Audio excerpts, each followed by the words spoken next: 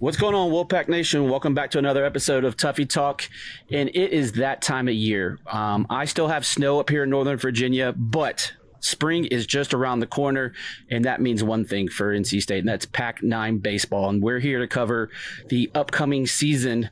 And we wanted to find someone that could kind of relive some memories from last year that was a very integral part to that run to Omaha, and then someone that can help us break down, because he knows a few of those guys still, for our Pac-9 preview. Welcome to the show, Mr. Garrett Pennington. How we doing, Penny? Good. How are you guys? Good, man. Good. We really appreciate you jumping on with us. If you know, followers of our channel know that I love baseball. It's my favorite time of the year. It's my favorite sport. I love all NC State sports, but baseball by far is my favorite, just because that's kind of what I grew up playing and following. And so this is an exceptional and exciting episode for me. So the first thing I want to talk about, so we have some fun questions here for you. We got some listener questions. We got some Burnosphere questions from the Burnosphere of NC State, which if you don't know about them, don't get involved in that. That's some crazy stuff. But they're fun. I'm not a big guy in social media, so okay, good. That's a good thing. I just stay away from all the burner stuff on Twitter and all that stuff. Sorry, X now. Yeah. But so just want to talk about your journey to NC State and in the season that you had and some memories that we had from last year. So I want to just kind of jump into the first question we got was, what was it like kind of just transferring into NC State, and what was the one thing that you didn't know about NC State or Raleigh that you just kind of fell in love with once you kind of got here? I would say the most, I've been in the Midwest my whole life, haven't really gone out to coast at all except for the Cape League. And I guess transferring to Wichita State first and getting used to that transfer portal stuff, first year guy, you're older, guys might not like you and all that stuff. But so Wichita State kind of got me used to that. So when I was coming to NC State, I wasn't really one of those things where it's, I don't really know if I have a place. I was it was more they're bringing me in for a reason, so we're going to go from there. But I would say the biggest thing that I fell in love with was all the guys out there. Everybody I played with, it was more about, which you get afraid when you go to D1 baseball, you have those guys who care about themselves. They have all of it, at NC State, you didn't have that at all. It was everybody. That's why Niner talks about this quite a bit with me. And when I'm sure you guys heard about me cooking the brisket for the whole team for the Super Bowl and all that, that was stuff. One of my questions. Yeah. So we were always, and he's like, you really knew how to put the team together. And I was like, you're not a team on the field unless you're a team off the field. So we would do stuff like that. We were always close, hanging out, doing stuff like that. So I would say that was the part I fell in love with. To have guys that you can lean on and all 40 of them in the locker room, everybody's close, everybody's tight. That's what you learn to love, especially in baseball. Yeah. Yeah, you don't have a team unless you're really truly a team, right? You can have all the talent in the world, but we were just talking about the 20 new people coming in with you being one of them. It can be kind of hard to kind of find your place where you belong, right, and find your voice. And I think by one of those things is having a cookout for the Super Bowl. That's a good way to become buds with your teammates. So that's really cool. I'll transfer to a fun question here because, so full disclosure, I talked to a couple of your teammates from last year, and they wanted me to ask you what it felt like being the grandpa in the locker room. Yeah, Butters said that one, didn't he? Who? Was it Butters? It wasn't Butters. No, really? It was one of the freshmen. I guess all the freshmen called you grandpa. See, they said that just because of how old I was. I was living with Peyton then, so it was more I was older. But, if you want to ask the old bones, it's Logan Whitaker. I'm here. Him and Sam are a little past me, but it was fun. I was coming from the Midwest. I guess you grow up a little different, so everybody's like, God, you act like old man. I'd show up to weights with my coffee mug, and that was it. That's how I would show up to weights and have some black coffee in the mug and then go lift some weights, and then pretty much, I didn't have school, so Yeah. I mean, I had school, but I didn't. But, Limited schooling. Yeah. yeah, exactly. Limited classes, it was more to play baseball. Sure. But, I mean, it was fun. It's I mean, I still talk to a lot of those younger guys there, but yeah, being old in that locker room was still a lot of fun, and it's hard not to when you're playing baseball, and that's about the only thing you're doing. Yeah. Yeah. Michael, or you want to jump in there? It looks like you had something. Yeah. I wanted to ask about that trip to Hawaii last year and kind of how that experience was, and was it hard to focus on baseball a little bit on a trip like that in a place like that? And before we get going back into this amazing interview, we want to take a quick second and tell you about Flightlands Jessup Insurance Group that has your whole world covered, with agents in 5 different offices throughout Eastern North Carolina to help you decide how much coverage you need, offering policies for home and auto, recreational vehicles, commercial, crop, health, life, and employee benefits. They are able to combine options to find a comprehensive solution that works for you. Flightlands Jessup protects the things you love so you can spend less time worrying and more time enjoying them. Find them on Facebook and Instagram at Flightlands Jessup. You can also visit their website at www.flightlandsjessup.com. So please make sure to go and check them out. I guess it would have been hard, but we played that opening weekend at home, so we were able to lock in and be like, hey, it's season now. Like, Ole Miss, on the other hand, like, they went down there, kind of got, I think they lost 2 out of 3, and we're like, hey, we got to take this pretty serious. But that flight, I mean, I wouldn't want to do it ever again from North Carolina. I mean, that was long. Yeah. Yep. And then getting there, as soon as we landed, all the coaches and everybody's like, everybody, we have a meeting. Everybody's gonna stay up. You're gonna get onto this time zone, which we had. I think we had 2 or 3 days before that, like after that, to get kind of acclimated and do our fun and do all that. But honestly, I mean, it was all. We're all old enough and mature enough that we were all like, hey, when it's game, don't go to the beach. Like, we didn't have rules, but like, don't be out in the sun long. Yeah, exactly. Treat it as a business trip. This is where your season starts. So they took 2 out of 3 out of Ole Miss, and we're like, we can't lay an egg here, or else this kind of starts our season off pretty bad.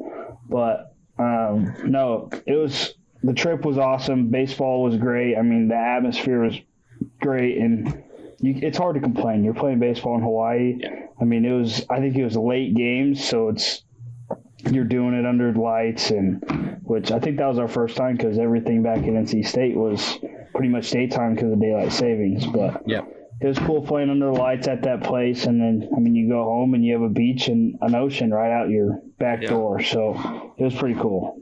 Yeah. Yep. Greg put in some work on that trip too. He was the one streaming it for everybody. I was. It was hard to get on TV. They didn't stream it. They only streamed one game, didn't they? Yeah. Yeah, they streamed the first game, I think it was, and then they only had like one camera crew. It was weird. Like, they had one camera crew and they were covering basketball or football or something. I don't even know what they were covering. But Hawaii's a different place. It is different. Go to the other islands. Yeah, from what my parents said. Yeah, it was a good time. Like, I had a probably a little bit more fun than you guys did. You had to put some work in, but yeah. I feel like for all the fans and the parents that were traveling there, they're pretty much their big key to victory was just have fun. Mm-hmm. Oh yeah. They were on vacation and we were there too. They were like, we'll go. My parents were, especially my parents, we're going to treat it as a vacation, and then we might spend 2 or 3 hours at the ballpark. Maybe. Hard to complain. True story. I kind of want to talk about, your progression. You started in JUCO at Central Missouri, right? They're JUCO, right? They're a D2. D2, my apologies. Yeah, no worries. And then you kind of started as an outfielder, and then kind of when you got to Wichita State, you kind of converted to first base, if I understood what I read correctly. Kind of what was that transition like for you, and then taking it from playing in the American League and then, in my opinion, stepping up to the ACC level, kind of just walk through that progression for you. So Central Missouri, I mean, everybody played shortstop in high school. I mean, so I was a third baseman, shortstop, pitcher in high school, and then I got to Central Missouri.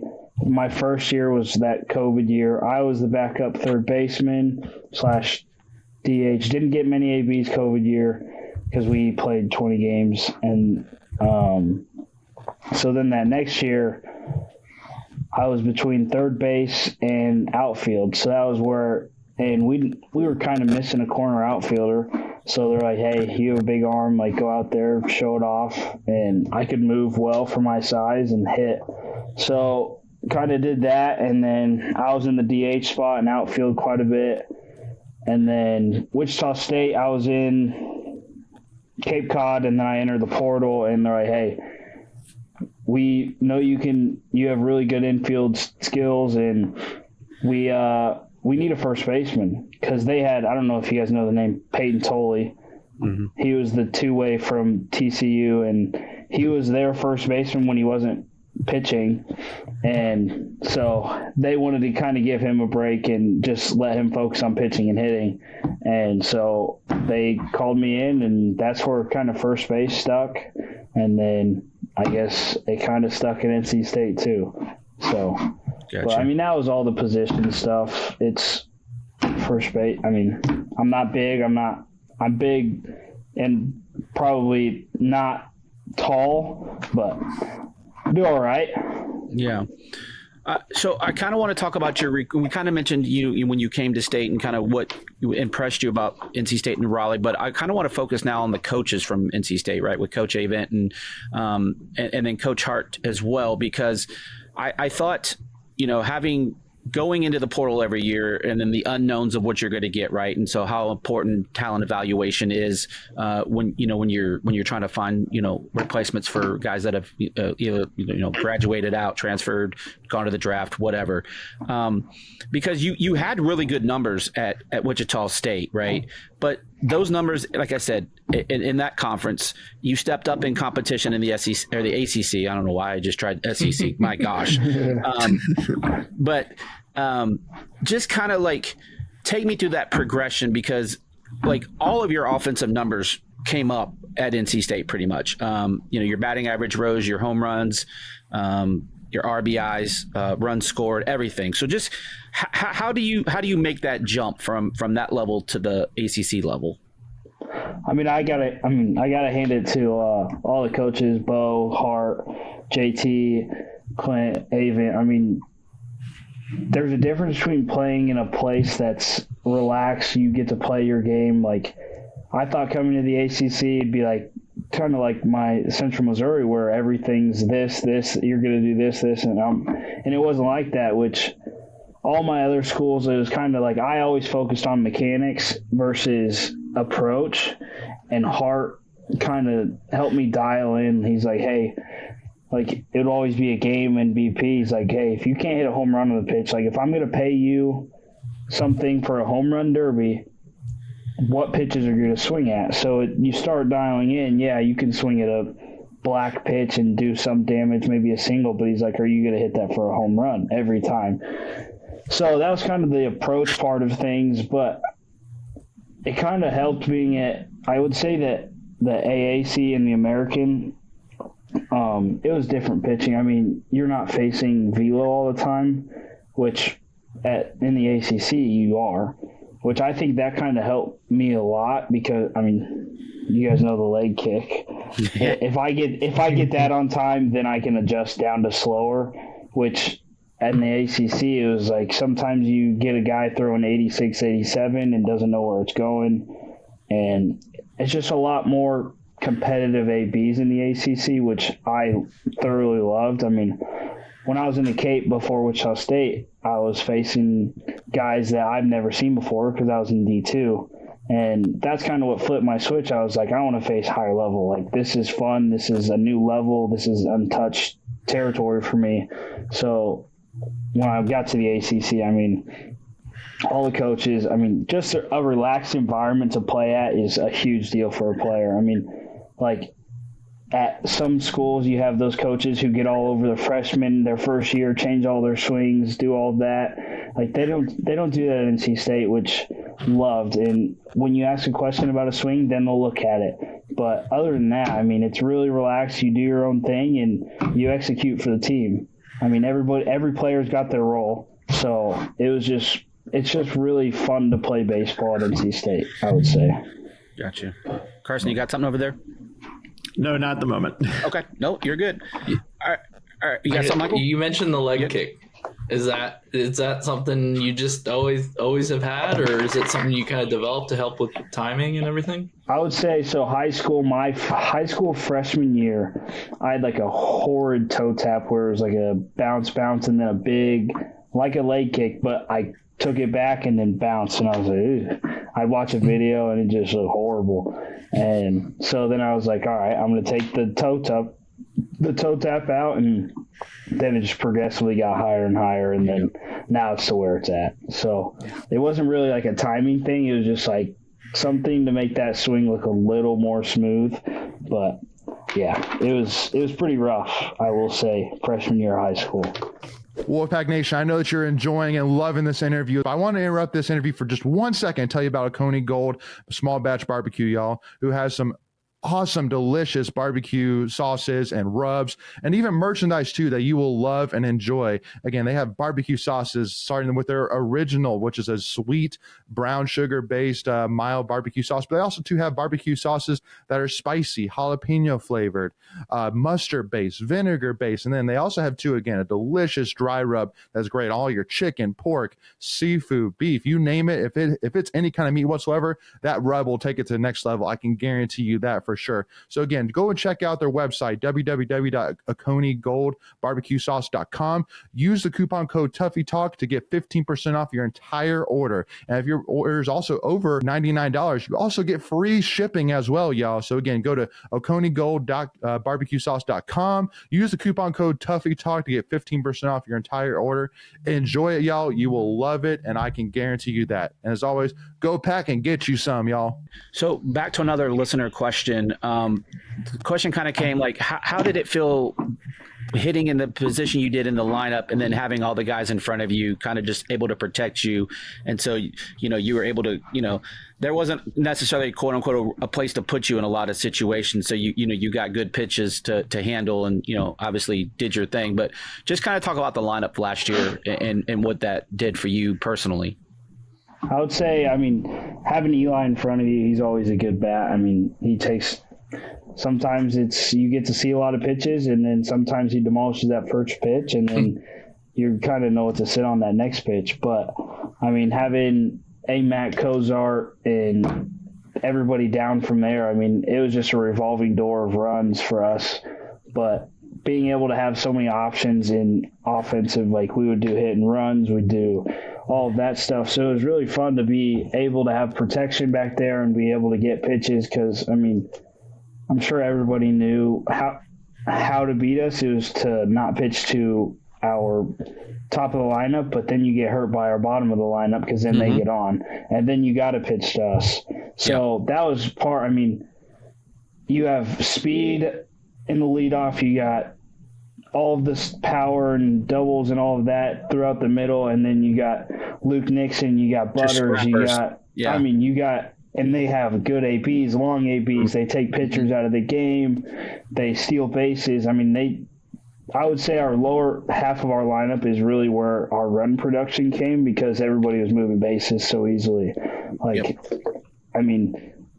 All of us old guys, me, Matt, Cozy, we were all pretty not fleet of foot, like we didn't fly around the base paths. But what do you mean? You had zero triples. Yeah, it's that. Hey, yeah, I can't back myself up there. But but we were we could move, but we weren't stealing in bases. I'll tell you that.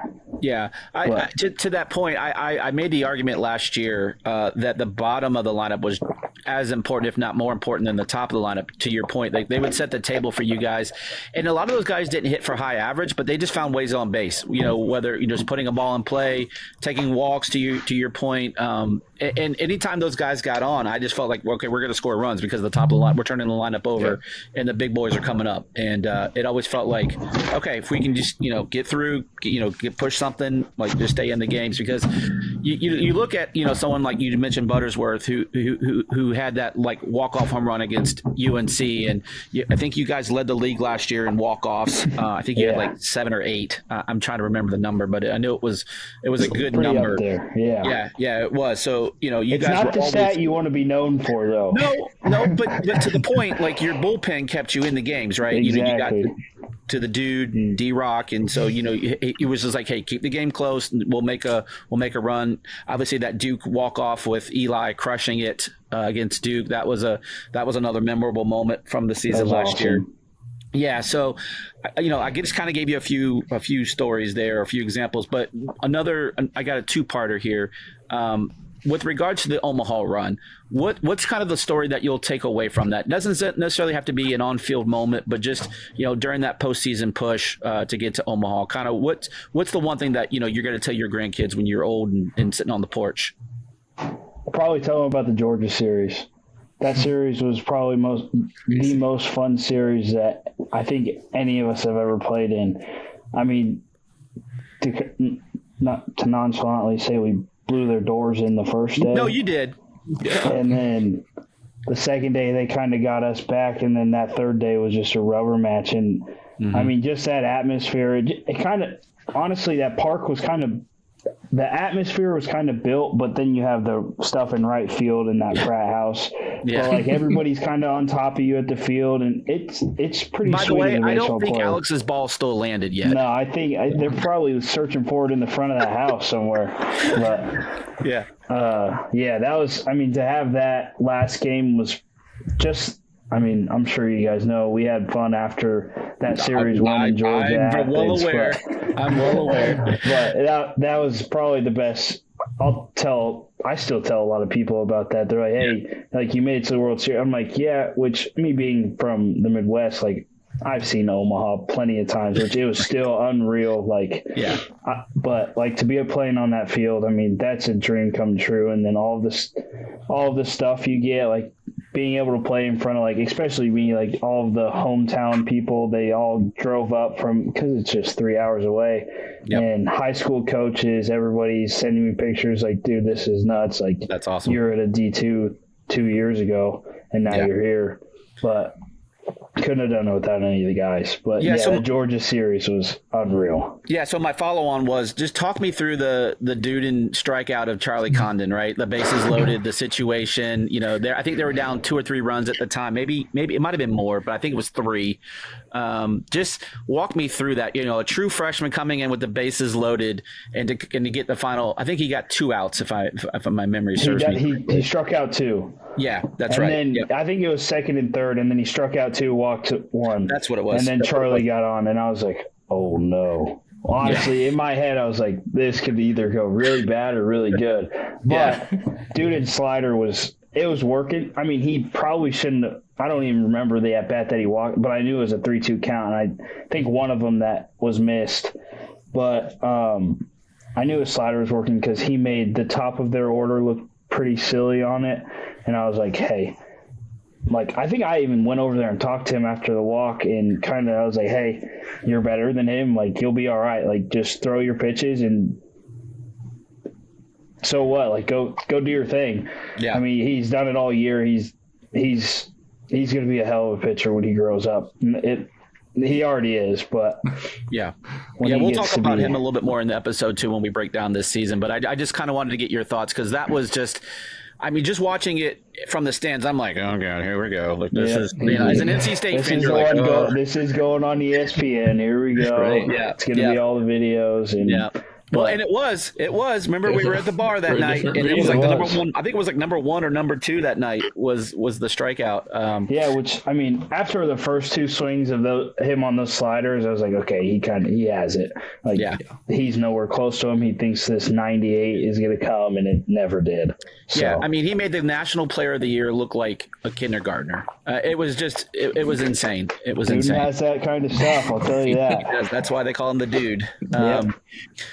So speaking of that, does anyone have a question? Because I have some rapid fires here that I think would be fun. So go ahead, Carson. What you got? So obviously last year there was a lot of memorable moments in ACC play. What was the most satisfying ACC team to beat? Wake Forest. Really? Had to be Wake Forest.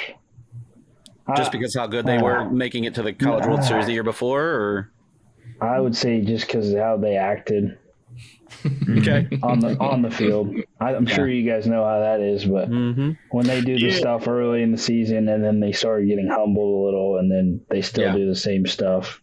Yeah, but that's kind of Wake Forest, no matter the sport. Exactly. Yeah. yeah. But honestly, Virginia was pretty cool. Yeah, that was a great series. Virginia or Clemson was good, but it was freezing.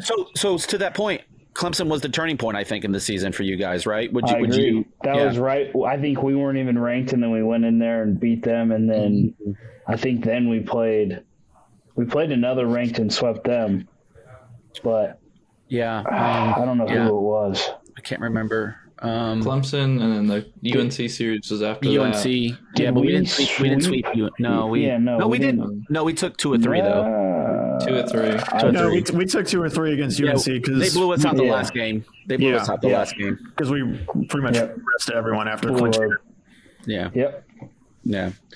But I mean, you guys went through I mean, that's every year though in the ACC, and we'll talk about in the second we started off in Georgia Tech got swept, Louisville swept, and it was all early. And I was like, but you had injuries, like there was some sickness and some injuries going. I mean, that's never an excuse, but I mean, it is what it was. Whitaker was out, Sam was out. It was just like, but.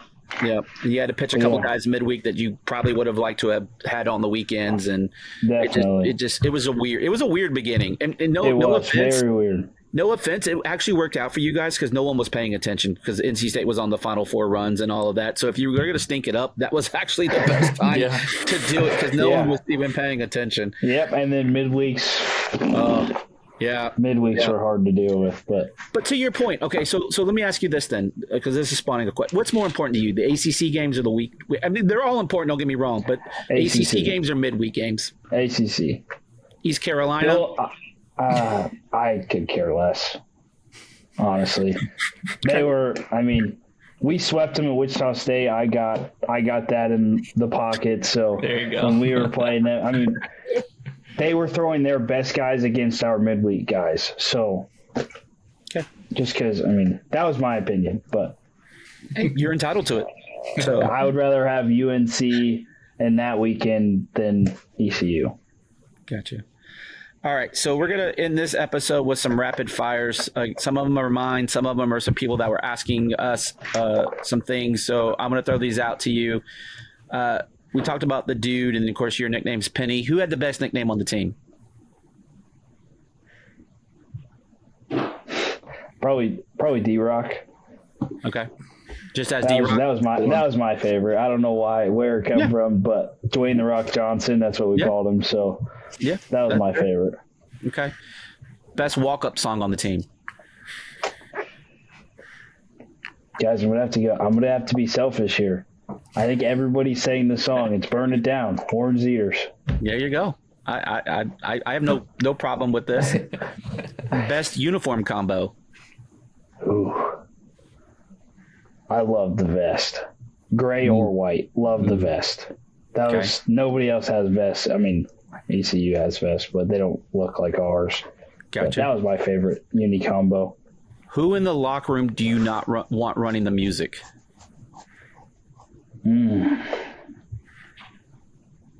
No Souls.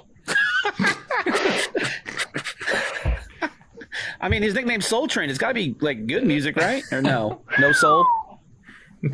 Yeah, really good music there. Doesn't help that I like country, but yeah, I kind of figured that's where you were gonna land.